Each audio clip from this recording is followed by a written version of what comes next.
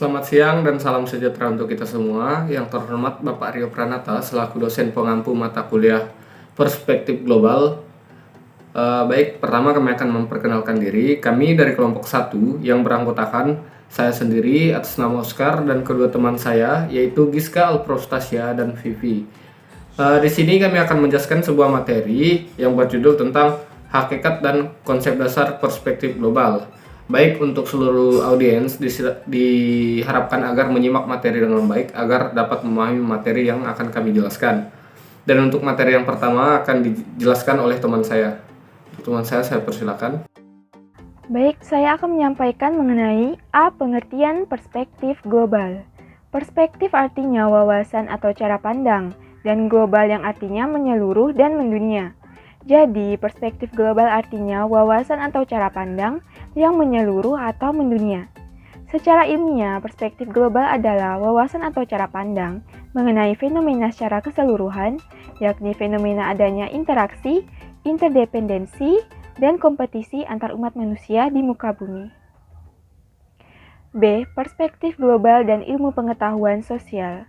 Berdasarkan prinsip kurikulum 2013, tujuan pendidikan IPS harus dapat membekali peserta didik dengan kompetensi berimbang, yakni 1. Pengembangan kemampuan intelektual atau pengetahuan, 2. Pengembangan kemampuan kepribadian sebagai anggota masyarakat dan bangsa atau sikap, dan 3. Pengembangan kemampuan sosial atau keterampilan.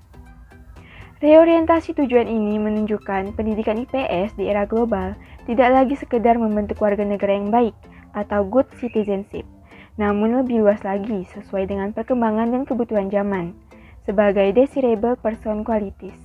Dengan begini, maka peserta didik tetap dapat berpikir dan berwawasan global, bersikap nasional, dan bertindak dalam konteks lokal dalam kehidupan sehari-hari mereka. Terima kasih, akan dilanjutkan oleh rekan saya, Vivi. Baiklah, di sini saya akan melanjutkan presentasi dari Giska tentang materi C, ciri-ciri globalisasi. Ciri-ciri globalisasi itu ada 7.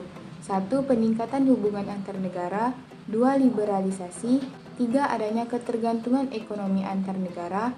4. Peningkatan interaksi antar bangsa dan percepatan pertukaran informasi. 5. Adanya budaya global. 6. Penyebaran teknologi yang sangat cepat. Dan 7. Munculnya isu lingkungan hidup. D. Isu-isu global. 1. Pengertian isu global. Isu global adalah setiap peristiwa atau wacana yang mampu menyita perhatian masyarakat global. Bagaimana masyarakat merespon isu tersebut, salah satunya ditentukan oleh kuatnya pengaruh yang ditimbulkan dari isu tersebut.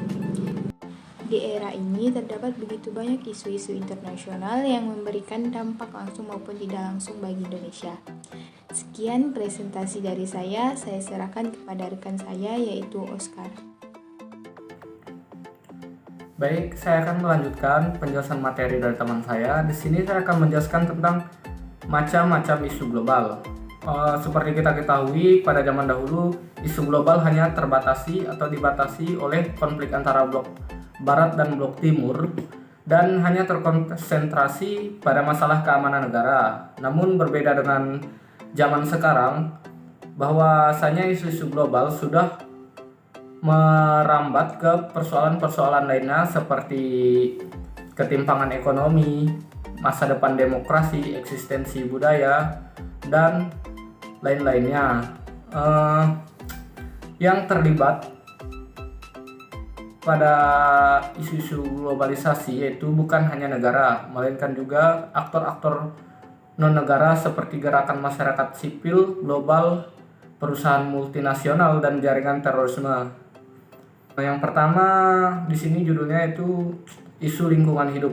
Yang kedua yaitu isu perdamaian dan keamanan. Yang ketiga yaitu isu pembangunan. Kemudian isu keamanan global. Isu berikutnya yaitu tentang terorisme. Materi yang terakhir yaitu tentang dampak isu-isu global bagi negara Indonesia. Adapun beberapa dampak negatif globalisasi yaitu pertama, terjadinya pengurangan tenaga kerja atau pemecatan dan perampingan tenaga kerja pada sebuah perusahaan.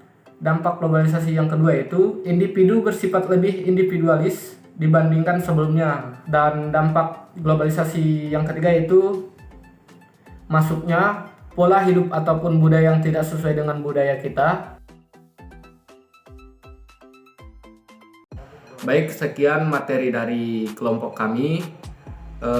Untuk seluruh audiens, jika ada yang perlu ditanyakan, silahkan bertanya di kolom komentar, dan juga jika ada kesalahan kata atau kekurangan dalam menjelaskan, mohon dimaafkan. Sekian dari kelompok kami dan terima kasih.